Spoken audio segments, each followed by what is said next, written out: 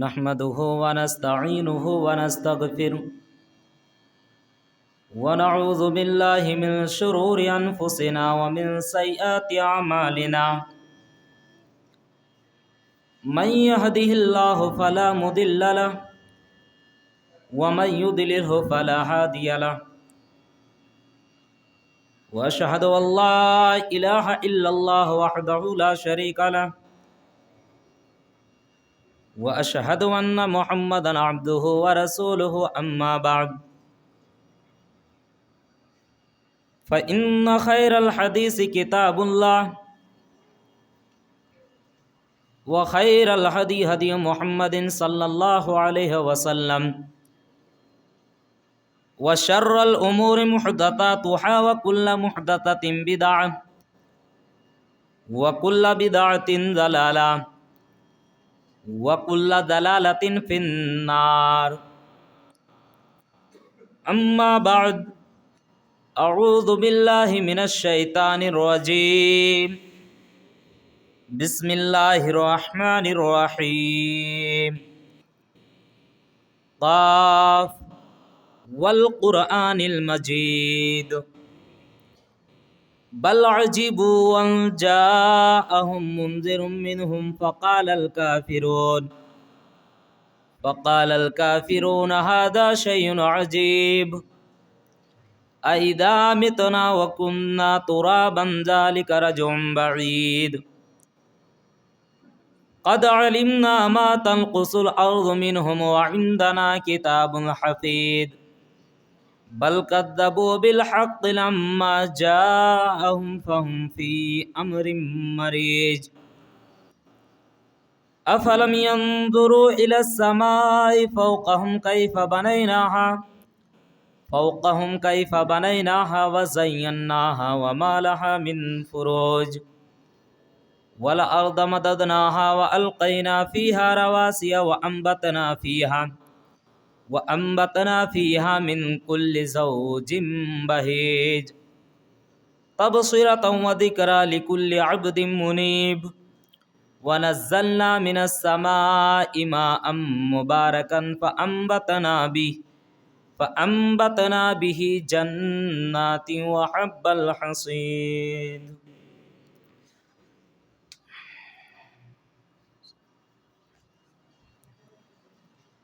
إن الحمد لله نحمده ونستعينه ونستغفره ونعوذ بالله من شرور أنفسنا ومن سيئات أعمالنا من يهده الله فلا مضل له ومن يضلله فلا هادي له وأشهد أن لا إله إلا الله وحده لا شريك له وأشهد أن محمدا عبده ورسوله أما بعد فإن خير الحديث كتاب الله وخير الهدي هدي محمد صلى الله عليه وسلم وشر الأمور محدثاتها وكل محدثة بدعة وكل بدعة ضلالة وكل ضلالة في النار أما بعد أعوذ بالله من الشيطان الرجيم بسم الله الرحمن الرحيم يا أيها الذين آمنوا كتب عليكم الصيام كما كتب على الذين من قبلكم لعلكم تتقون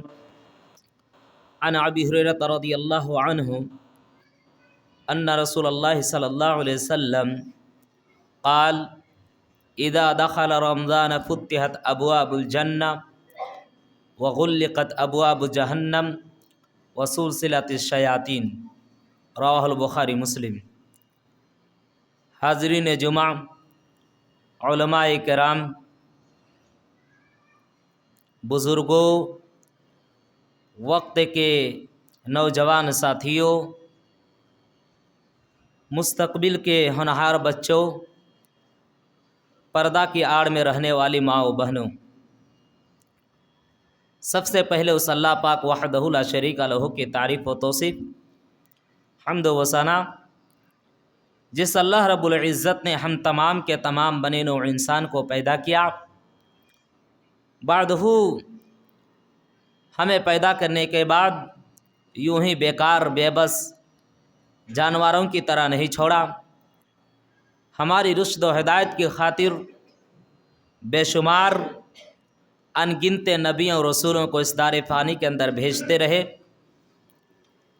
انہی میں سے ہمارے آخری نبی آقائے مدنی تاجدار مدینہ احمد مجتبیٰ جناب محمد رسول اللہ صلی اللہ علیہ وسلم ہے۔ انہیں پر لاکھوں کروڑوں درود و سلام نازل ہو، اللہم صلی علیہ اللہم بارک علیہ۔ حاضرین جمعہ، یقیناً ہم اور آپ جس مہینہ سے گزر رہے ہیں، یہ مہینہ ایک نہایت ہی بابرکت عظیم مہینہ ہے میرے بھائیوں، اور یقیناً ہم اور آپ جن ایام سے گزر رہے ہیں، یہ ایام بھی ہمارے لیے نہایت ہی قیمتی ہے۔ یقیناً ایک انسان مختلف قسم کی عبادات انجام دیتا ہے۔ میرے بھائیوں، کوئی بھی عبادات انجام دینے کے لیے سب سے پہلی شرط جو ہے وہ کیا ہے؟ وہ اخلاص ہے۔ اخلاص یعنی آپ جو عبادات انجام دے رہے ہیں، وہ عبادات صرف اور صرف اللہ تبارک و تعالیٰ کو راضی کرنے کے لیے ہو، اللہ تبارک و تعالیٰ کو خوش کرنے کے لیے ہو، اللہ تبارک و تعالیٰ کے سوا کسی اور کو دکھاوے کے لیے وہ عبادات نہ ہے۔ یعنی آپ جو عبادات انجام دے رہے ہیں وہ خالصتاً اللہ تعالیٰ کو راضی کرنے کے لیے ہو، اللہ تبارک و تعالیٰ کو خوش کرنے کے لیے ہو۔ اسی لیے امام بخاری رحمہ اللہ علیہ جب اپنی کتاب صحیح بخاری کا آغاز کرتے ہیں تو سب سے پہلے وہ اخلاص کے ساتھ کرتے ہیں۔ علماء یہاں بیٹھے ہوئے ہیں، آپ ان سے پوچھ سکتے ہیں، سب سے پہلے آپ اس حدیث کو لاتے ہیں، راوی حدیث مشہور صحابی رسول عمر بن خطاب رضی اللہ تعالی عنہما ہے۔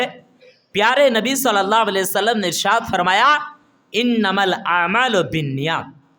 اللہ کے رسول نے فرمایا تمام اعمال کا دار و مدار، تمام اعمال کی جڑ اور بنیاد، اللہ کے رسول نے فرمایا کہ انسانوں کی نیتوں کے اوپر ہے۔ میرے بھائی، انسان جس چیز کی نیت کرتا ہے انسان کو وہی چیز ملتی ہے، انسان جس چیز کا نیت کرتا ہے انسان کو اتنا ہی ثواب دیا جاتا ہے۔ اچھا، اس رمضان المبارک کا مہینہ میں ہم اور آپ روزہ جیسی عظیم عبادت انجام دیتے ہیں۔ روزہ کا لفظی معنی ہے صبح صادق سے لے کر کے طلوع آفتاب سے لے کر کے غروب آفتاب تک کھانے پینے، یعنی بھوک و پیاس کو برداشت کرنے اور جماع سے رکے رکھنے کا نام، اپنے آپ کنٹرول کرنے کا نام کیا ہے؟ روزہ ہے۔ اسی کا نام روزہ ہے۔ اچھا، ایک سوال پیدا یہ ہوتا ہے کہ کھانا کھانا حلال ہے کہ حرام ہے؟ تو آپ کا جواب یہی ہوگا کہ مولوی صاحب کھانا کھانا تو حلال ہے۔ آپ سے پھر میں یہی سوال کروں گا، پانی پینا حلال ہے کہ حرام ہے؟ تو آپ کا جواب یہ ہوگا کہ مولوی صاحب پانی پینا تو حلال ہے۔ لیکن ہمارا سوال یہ ہوگا کہ روزہ رکھ کر کے کیا کھانا کھانا حلال ہے؟ تو آپ کا جواب یہ ہوگا کہ مولوی صاحب روزہ رکھ کر کے کھانا کھانا حلال نہیں ہے۔ روزہ رکھ کر کے پانی پینا حلال ہے؟ تو آپ کا جواب یہی ہوگا کہ مولوی صاحب روزہ رکھ کر کے پانی پینا حلال تو نہیں ہے۔ الغرض روزہ کی حالت میں حلال چیزیں بھی حرام ہو جاتی ہیں میرے بھائیوں، وہ ہمارے لیے حلال نہیں ہوتی۔ مثلا کھانا کھانا حلال تو ہے لیکن روزہ رکھ کر کے ہم کھانا نہیں کھا سکتے۔ روزہ رکھ کر کے ہمارے لیے کھانا کھانا اور روزہ رکھ کر کے ہمارے لیے پانی پینا کیا ہے؟ حرام ہے۔ اللہ تعالیٰ نے قرآن حکیم کے اندر سورہ بقرہ کے اندر اللہ تعالیٰ نے روزہ کی فرضیت کے تعلق سے نقشہ کھینچا ہے۔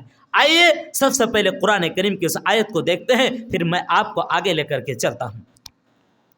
یا ایھا الذین آمنوا کتب علیکم الصیام کما کتب علی الذین من قبلکم لعلکم تتقون۔ اے ایمان والو، اے مومنو، تم پر یہ روزے فرض کیے گئے ہیں۔ اے لوگو، جیسا کہ تم سے پہلے کی جو قوم تھی، تم سے پہلے کی جو امتی تھی، ان پر بھی میں نے روزہ فرض کیا تھا۔ اے لوگو لعلکم تتقون، تاکہ تم متقی بن جاؤ، تم پرہیزگار بن جاؤ، تم ایک مہینہ کا مکمل روزہ رکھ کر کے اللہ تعالیٰ سے ڈرنے والا بن جاؤ۔ میرے بھائیوں، پچھلے قوم کی واقعات کو اٹھا کر کے آپ دیکھیے، حضرت داؤد علیہ السلام کی قوم، جس قوم کے اوپر اللہ تبارک و تعالیٰ نے سال بھر میں 6 مہینے کے روزہ فرض کیے تھے، یعنی داؤد علیہ السلام کی قوم 6 مہینے روزہ رکھا کرتی تھی، اور وہ داؤد علیہ السلام کی قوم 6 مہینے افطاری کیا کرتی تھی۔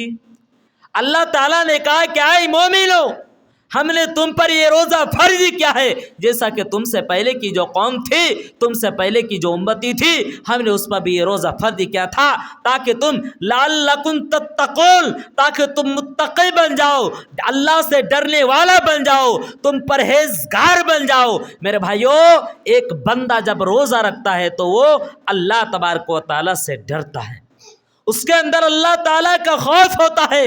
ایک انسان 5 وقت نماز کے لیے وضو کرتا ہے، ان میں سے وہ انسان 3 وقت اگر وہ چاہے تو وضو کرتے وقت وہ حلق میں پانی کو پار بھی کر سکتا ہے، اگر چاہتا تو پار کر سکتا، لیکن انسان کے اندر روزہ رکھ کر کے اللہ تعالیٰ کا ڈر ہے کہ ہم اور آپ ایک گھونٹ پانی حلق میں پار کرنے کے لیے مناسب نہیں سمجھتے ہیں، اور ہم یہ سمجھتے ہیں کہ دنیا کے کوئی لوگ تو نہیں دیکھ رہے ہیں، لیکن اللہ تعالیٰ کی ذات ایک ہے، جو اللہ تعالیٰ کی ذات ہمیں دیکھ رہی ہے، اور یہ سمجھ کر کے ہم اور آپ ایک گھونٹ پانی حلق میں پار کرنا مناسب نہیں سمجھتے۔ میرے بھائی، یہ تو اللہ تعالیٰ کا ڈر ہے، ہمارے اندر یہ ڈر ہے کہ اللہ تعالیٰ کی ذات ہمیں دیکھ رہی ہے۔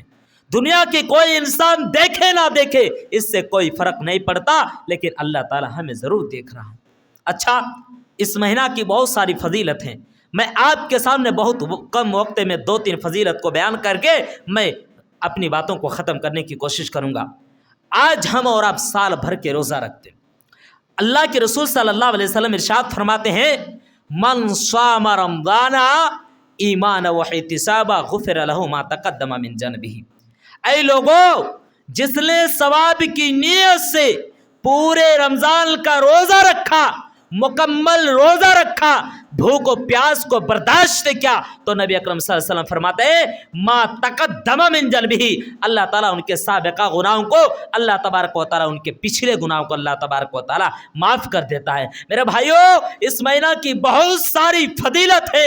اللہ کے رسول صلی اللہ علیہ وسلم فرماتے ہیں، ایک روزہ دار، اس مہینہ کی ایک فضیلت یہ ہے، اذا دخل رمضان فتحت ابواب الجنہ، جب رمضان کا مہینہ داخل ہوتا ہے تو اللہ تبارک و تعالیٰ جنت کے دروازوں کو کھول دیتا ہے، وغلقت ابواب جہنم، اور اللہ تبارک و تعالیٰ جہنم کے دروازوں کو بند کر دیتا ہے، وسلسلت الشیاطین، اور اللہ تبارک و تعالیٰ مردود شیاطین کو، بہکانے والے شیاطین کو اللہ تبارک و تعالیٰ جکڑ دیتا ہے، اپنے قید و بند میں لے لیتا ہے، جیل میں ڈال دیتا ہے 1 مہینہ کے لیے، تاکہ میرے بندوں کی عبادت میں خلل نہ ڈال سکے، میرے بندوں کی عبادت میں ڈسٹرب نہ کر سکے۔ یہ تو رمضان المبارک کا مہینہ کی فضیلت ہے۔ لیکن میرے بھائیوں، ایک سوال آپ کا یہ پیدا ہو سکتا ہے، مولوی صاحب، جب اللہ تعالیٰ نے شیطانوں کو جکڑ دیا ہے تو پھر بہت سارے لوگ جو ہیں اس وقت نماز نہیں پڑھتے، اس مبارک مہینہ میں بہت سارے لوگ روزہ نہیں رکھتے،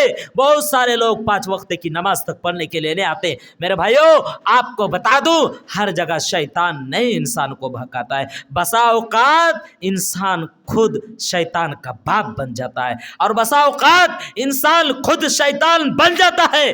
آپ کا سوال پیدا ہو سکتا ہے کہ اللہ تعالیٰ نے تو شیطانوں کو جکڑ دیا ہے، باوجود کوئی بندہ کیسے نہیں عبادت کر رہا ہے؟ وجہ کیا ہے؟ معلوم یہ ہوا کہ انسان تو خود شیطان ہے، تو اس کو کون بہکائے گا؟ یہ تو خود شیطانوں کو بہکانے والا ہے، تو اس کو کون انسان کو بہکائے گا؟ اس مہینہ کی یہ فضیلت ہے۔ اچھا، اس مہینہ کی ایک اور بہت بڑی فضیلت، اللہ تعالیٰ نے اسی مہینہ میں قرآن کریم جیسی مقدس اور عظیم کتاب کو اللہ تعالیٰ نے نازل فرمایا تھا۔ اللہ قرآن حکیم کے اندر نقشہ کھینچتا ہے، شہر رمضان الذی انزل فیہ القرآن ھدی للناس وبینات من الھدی والفرقان۔ اے لوگو، رمضان کا یہ مہینہ ہے جس مہینہ اللہ تبارک و تعالیٰ نے قرآن کریم جیسی عظیم کتاب، اللہ تعالیٰ نے قرآن کریم جیسی پاک کتاب، اللہ تعالیٰ نے قرآن کریم جیسی پاک پوتر کتاب کو اللہ نے اسی مہینہ میں نازل فرمایا۔ اللہ فرماتا ہے شہر رمضان الذی انزل فیہ القرآن، اے لوگو یہی رات ہے، یہی مہینہ ہے جس مہینہ میں میں نے قرآن کریم جیسی عظیم کتاب کو نازل فرمایا۔ اللہ تعالیٰ نے، اے میرے بھائیوں، شب قدر کی راتوں میں اللہ نے قرآن کریم کو نازل فرمایا۔ اللہ تعالیٰ قرآن حکیم کے اندر فرماتا ہے اِلَّا أَنزَلْنَاهُ فِي لَيْلَةِ الْقَدْرِ وَمَا أَدْرَاكَ مَا لَيْلَةُ الْقَدْرِ۔ اے میرے بھائیوں، اسی رمضان اور لیلۃ القدر میں اللہ تعالیٰ نے قرآن کریم کو نازل فرمایا۔ اللہ قرآن کریم کی اللہ تعالیٰ صفت کو بیان کرتا ہے، مومنوں کی صفت تو یہ ہے، مومنوں کی علامت تو یہ ہے وَإِذَا تُلِيَتْ عَلَيْهِمْ آيَاتُ زَادَتْهُمْ إِيمَانًا وَعَلَىٰ رَبِّهِمْ يَتَوَكَّلُونَ۔ اے لوگو، قرآن کریم کی جب کسی مومن کے سامنے تلاوت کی جاتی ہے، قرآن کریم جب پڑھی جاتی ہے، اے لوگو قرآن کی تلاوت کی جاتی ہے، وَإِذَا تُلِيَتْ عَلَيْهِمْ آيَاتُ زَادَتْهُمْ إِيمَانًا، تو اے لوگو مومنوں کا ایمان بڑھ جاتا ہے، مومنوں کا ایمان بڑھنے لگتا ہے، مومنوں کا رونق کھڑا ہو جاتا ہے، وَعَلَىٰ رَبِّهِمْ يَتَوَكَّلُونَ۔ اور اے مومنو، انسان اور مومن تو اللہ کے سوا کسی اور کے اوپر بھروسہ نہیں کرتا۔ اللہ تعالیٰ نے اسی مہینہ میں قرآن کریم جیسی عظیم کتاب کو نازل فرمایا ہے۔ آج اس مہینہ کو پانے کے باوجود اگر ہم اللہ تعالیٰ کی عبادت نہ کر سکے اور ہم اللہ تعالیٰ سے معافی نہ مانگے اور ہم اپنے گناہوں کا اگر ہم معافی نہ مانگے اپنے گناہوں سے، میرے بھائی، تو ہم کب اللہ تعالیٰ سے معافی مانگیں؟ ہمارے پاس وقت ہے، ہمارے پاس ٹائم ہے کہ ہم اللہ تبارک و تعالیٰ سے اس مہینہ میں معافی مانگے، اس مہینہ میں روئیں اور گڑ گڑائیں، اللہ تعالیٰ ہمیں ضرور معاف کرے گا۔ میرے بھائی، اللہ تعالیٰ روزہ داروں کی ایک بہت بڑی خصوصیت اللہ کے رسول فرماتے ہیں کہ روزہ داروں کی ایک بہت بڑی خصوصیت یہ ہے کہ کل قیامت کے دن اور جنت کے اندر ایک دروازہ ہے جس کا نام باب الریان۔ کیا ہے؟ باب الریان، ذہن میں رہے گا، باب الریان۔ اللہ کے رسول فرماتے ہیں باب الریان میں صرف اور صرف روزے دار ہی داخل ہو سکتے، اس دروازہ میں صرف اور صرف روزے دار ہی انٹری مار سکتے۔ اللہ کے رسول فرماتے ہیں اے لوگو، جب تمام کے تمام روزے دار اس دروازہ میں داخل ہو جائیں گے، جب تمام کے تمام روزے دار اس دروازہ میں انٹری مار دیں گے تو اللہ تبارک و تعالیٰ اس دروازہ کو بند کر دے گا، یعنی باب الریان میں بے روزے دار داخل نہیں ہو سکتے، بے روزے دار انٹری مار ہی نہیں سکتے۔ یہ تو وہ دروازہ ہوگا جس میں صرف اور صرف روزے دار داخل ہو سکتے، جس میں صرف اور صرف روزے دار ہی انٹری مار سکتے ہیں، بے روزے دار نہیں داخل ہو سکتے اس دروازہ میں، باب الریان میں۔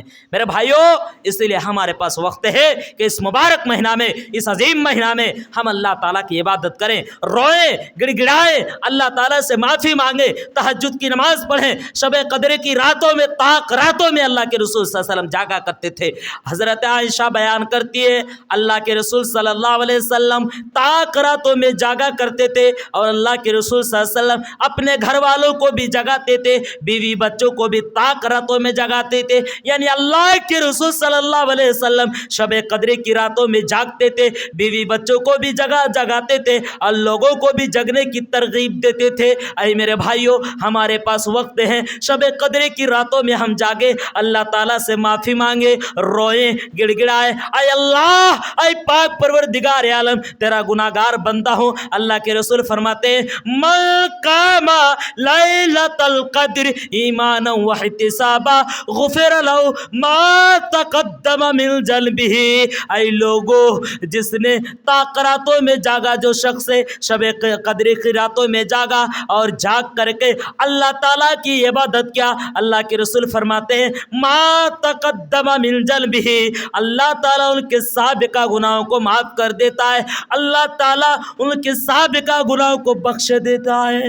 طاق راتوں میں آپ جاگے، شب قدر کی راتوں میں جاگے۔ اے میرے بھائیو، اللہ کے رسول تہجد کی نماز پڑھا کرتے تھے۔ عائشہ سے سوال کیا گیا، اے عائشہ رضی اللہ تعالیٰ عنہ، اللہ کے رسول تراویح کی نماز کتنی رکعتیں پڑھتے تھے؟ آپ نے جواب دیا، اے لوگو، رمضان ہو یا غیر رمضان، اللہ کے رسول کبھی 11 رکعت سے زائد نہیں پڑھا کرتے تھے۔ اے میرے بھائیو، اللہ کے رسول صلی اللہ علیہ وسلم ہیں، اللہ کے رسول جب تہجد کی نماز پڑھتے تھے اتنی لمبی لمبی قرات کیا کرتے تھے، رب کعبہ کی قسم کھا کر کے محمد الرسول اللہ کے پیر سے ورم آ جایا کرتا تھا۔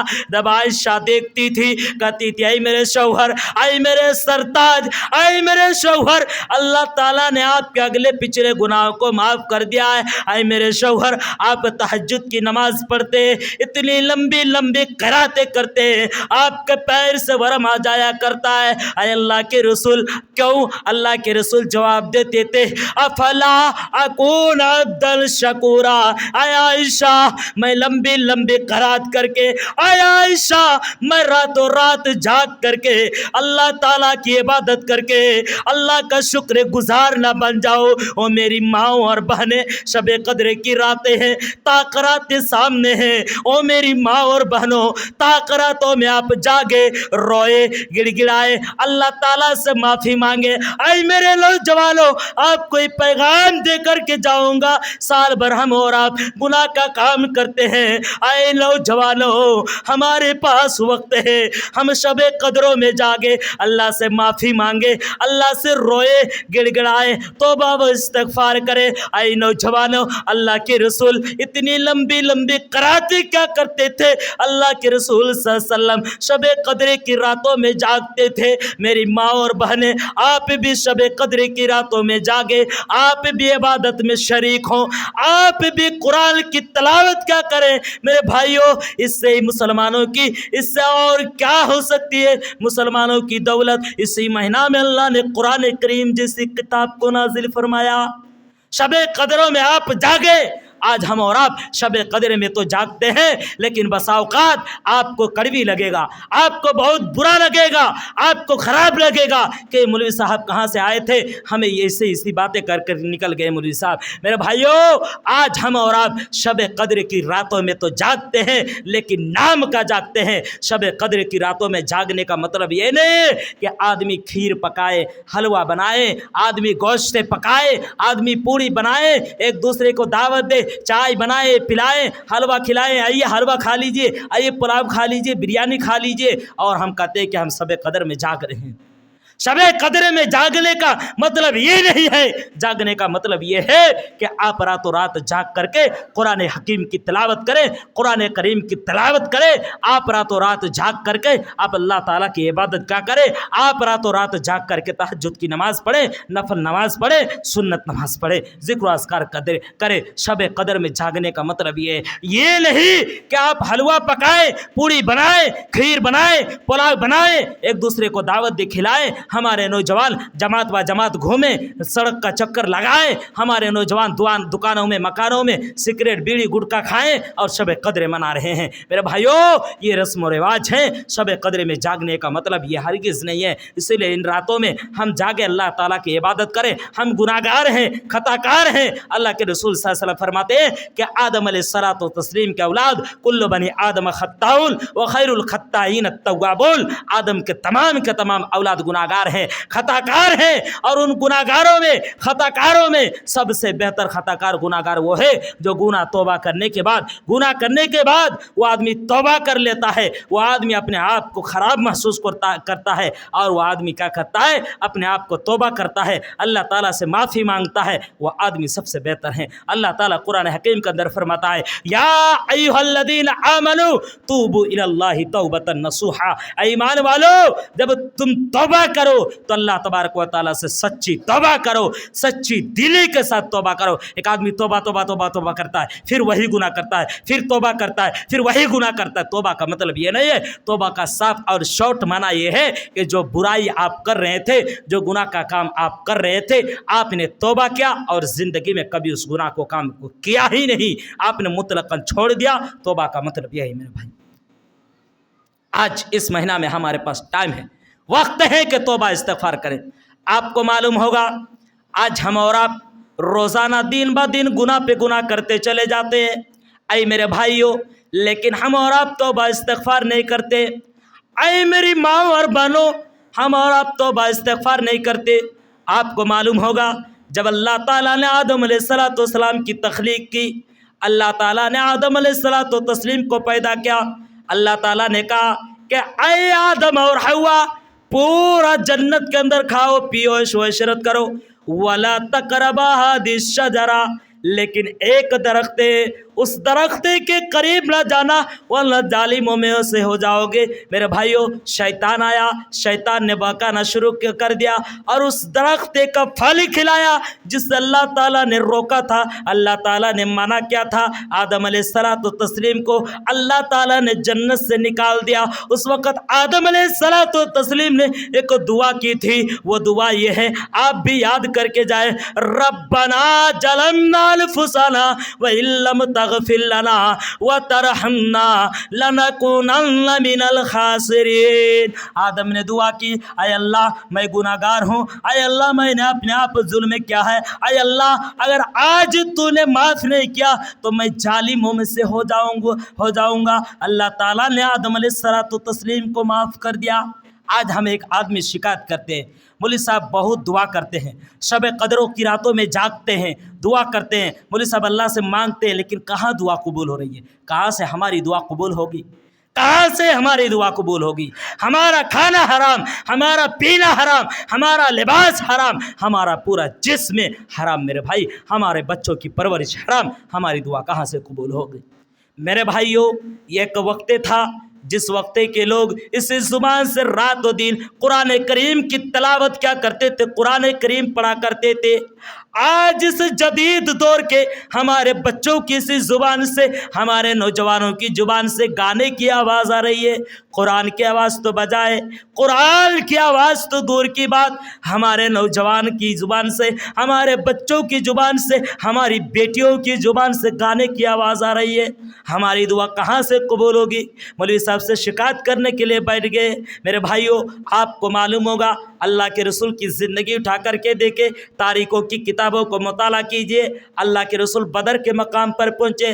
اللہ کے رسول جب بدر کے مقام پر پہنچے، آپ نے دیکھا کہ مسلمانوں کی تعداد 313 تعداد ہے، کافروں کی تعداد 1000 تعداد ہے۔ اللہ کے رسول نے جب دیکھا کہ 313 تعداد 1000 کافروں کے ساتھ کیسے مقابلہ کرے گی، کیسے لڑائی کرے گی، اللہ کے رسول بدر کے مقام پر سجدے میں گر گئے، اللہ تعالیٰ سے دعا کرنے لگے، اے اللہ، اے پاک پروردگار عالم، یہ مسلمانوں کی چھوٹی سی جماعت، اے اللہ اگر 1000 کافروں کے ہاتھوں میں ماری جائے گی تو اے اللہ اس روئے زمین پر تیری عبادت کون کرے گا؟ اللہ کے رسول دعا کر رہے ہیں۔ اللہ تعالیٰ نے آپ کی دعا کو قبول کر لیا اور جنگ بدر میں مسلمانوں کی جیت ہو گئی۔ میرے بھائیوں، اس وقت کے لوگ دعا کرتے تھے تو اللہ تبارک و تعالیٰ فوراً قبول کر لیتا تھا۔ کیونکہ ان کے اندر ایمان تھا۔ آج ہمارے اندر ایمان ختم ہے، آج ہمارے اندر سے، ہمارے نوجوانوں کے اندر سے ایمان نکلتا چلا جا رہا ہے۔ میرے نوجوانوں، اس وقت ہمارے نوجوانوں کے اندر ایک بہت بڑا خطرہ، ایمان کا خطرہ ہے۔ میرے نوجوانوں، آپ کو یہ پیغام دے کر کے جاؤں گا، دنیا میں آپ ہر چیز کا سودا کر لینا، لیکن اگر کوئی آپ سے ایمان کا سودا کرنے کے لیے کہے تو آپ ایمان کا سودا ہرگز مت کرنا۔ ایمان، ایک مسلمان کے اندر ایمان ہے تو وہ مسلمان مومن ہے، وہ مسلمان ہے۔ ایمان اگر نکل گیا، ایمان کا اگر سودا کر گیا تو اس کے اندر ایمان ختم ہے۔ آپ چند روپے کے خاطر، چند پیسے کے خاطر، چند نوٹ کے خاطر آپ کبھی اپنا ایمان کا سودا نہ کرنا۔ اللہ تبارک و تعالیٰ قرآن حکیم کے اندر گنہگاروں کو آواز دیتا ہے، گنہگاروں کو کہتا ہے قل یا عبادی الذین اسرفوا علی انفسہم لا تقنطوا من رحمت اللہ، اے گناہگارو، اے خطا کارو، قل یا عبادی الذین اسرفوا علی انفسہم، اے لوگو بہت زیادہ گناہ کر لیو، اے گناہگارو لا تقنطوا من رحمت اللہ، گناہ کرنے کے بعد اللہ کی رحمت سے مایوس مت ہونا۔ کہتے ہیں کہ بہت بڑا بڑا گناہ کیے ہیں، کسی کو قتل کر دیے ہیں، کسی کا مال ہڑپ لیے ہیں، کسی کے اوپر ظلم کیے ہیں، یتیموں کا مال کھائے ہیں، غریبوں کا مال کھائے ہیں۔ اللہ تعالیٰ معاف کرے، دعا کریں، اللہ تعالیٰ ہمیں ضرور معاف کرے گا دعا کرنے سے۔ آج ہم دعا کرتے ہی نہیں، ہم کہتے کہ اللہ تعالیٰ ہمیں معاف ہی نہیں کرے گا، اللہ تعالیٰ ہمیں کہاں معاف کرے گا۔ میرے بھائیوں، ایک بیٹا جب گھر کے اندر باپ کی نافرمانی کرتا ہے، باپ بیٹا کو کسی کام سے روکتا ہے اور وہ بیٹا غلط کام کرتا ہے تو باپ بیٹا کو گھر سے نکال دیتا ہے، دخل انداز کر دیتا ہے، کہتا ہے کہ چل تو گھر سے نکل، آج سے تو میرا بیٹا نہیں ہے، آج سے تو میرا بیٹا نہیں، تو بے دخل ہو۔ لیکن اللہ تبارک و تعالیٰ ایک گناہگار بندوں کو بھی اللہ تبارک و تعالیٰ آواز دیتا ہے، قل یا عبادی، اے میرے بندو تم لا تقنطوا من رحمت اللہ، اللہ تعالیٰ کی رحمت سے کبھی مایوس نہ ہو۔ میرا بھائیوں، آخری پیغام دے کر کے اپنی باتوں کو ختم کروں گا، وقت پار ہو چکا ہے۔ دنیا میں دولت بہت بڑی چیز نہیں ہے، دنیا میں مال بہت بڑی چیز نہیں ہے، دنیا میں روپے پیسے کمانا یہ تو انسان کی معمولی بس کی بات ہے۔ انسان کہیں سے بھی روپیہ کمائی لیتا ہے، انسان کہیں سے بھی روپے پیسے جمع کر لیتا ہے، لیکن انسان کو دیکھنا یہ ہوگا کہ یہ روپیہ یہ پیسہ حلال کمائی سے ہے یا حرام کمائی سے۔ امیر بننا بڑی بات نہیں ہے، آپ کھائے کم لیکن اپنے بچوں کو قرآن و حدیث کی تعلیم دے، آپ اپنے بچوں کو دینی تعلیم دے۔ میرے بھائی، آپ کو معلوم ہوگا اللہ تبارک و تعالیٰ نے قارون کو بھی بہت زیادہ دولت دیا تھا، اللہ تبارک و تعالیٰ نے فرعون کو بھی مصر کا بادشاہ بنایا تھا، اور اللہ تبارک و تعالیٰ نے فرعون کو بھی دولت دیا تھا۔ وہ فرعون فحشر فنادى فقال انا ربكم الاعلى، جب فرعون لوگوں کو جمع کرتا تھا اور جمع کرنے کے بعد کہتا تھا فقال انا ربكم الاعلى، اے لوگو میں سب سے بڑا رب ہوں، سب سے بڑا اللہ ہوں۔ وہ فرعون رب کا دعویٰ کرتا تھا۔ میرے بھائیوں، اللہ نے حالانکہ اس کو مصر کا بادشاہ بنایا تھا، بہت زیادہ دولت دیا تھا، لیکن اللہ تعالیٰ نے فرعون کو اس طرح موت دی کہ آج بھی اللہ تعالیٰ نے فرعون کی لاش کو عبرت کے طور پر اللہ تبارک و تعالیٰ نے رکھ دیا ہے۔ آج بھی فرعون کی لاش ویسے ہی جیسی تھی۔ میرے بھائیوں، اس سے انسان عبرت حاصل کر سکتا ہے۔ وقت ختم ہے، بہرحال اپنی باتوں کو ختم کروں گا۔ اللہ تعالیٰ سے دعا ہے العالمین پاک پروردگار عالم ہم سبوں کو انہی چند باتوں پر عمل صالح کی توفیق دے، آمین۔ العالمین پاک پروردگار عالم جو باتیں کہی گئی ان باتوں کو کہنے سے زیادہ تو ہمیں عمل کی توفیق دے، ہمارے سامعین و سامعات کو سننے کی توفیق، سننے سے زیادہ عمل کی توفیق دے، آمین۔ العالمین پاک پروردگار عالم تو ہمیں قرآن و حدیث کی باتیں سننے، سنانے اور نشر کرنے، پھیلانے اور دین کی باتوں کو عام کرنے کی توفیق دے، آمین۔ العالمین پاک پروردگار عالم رب العالمین تو ہمارے علماء حق کی حفاظت فرما، آمین۔ تقبل یا رب العالمین۔ چینل کو آپ بند کر دیجیے، چینل کو آپ بند کر لیجیے۔ میرے بھائیوں، ایک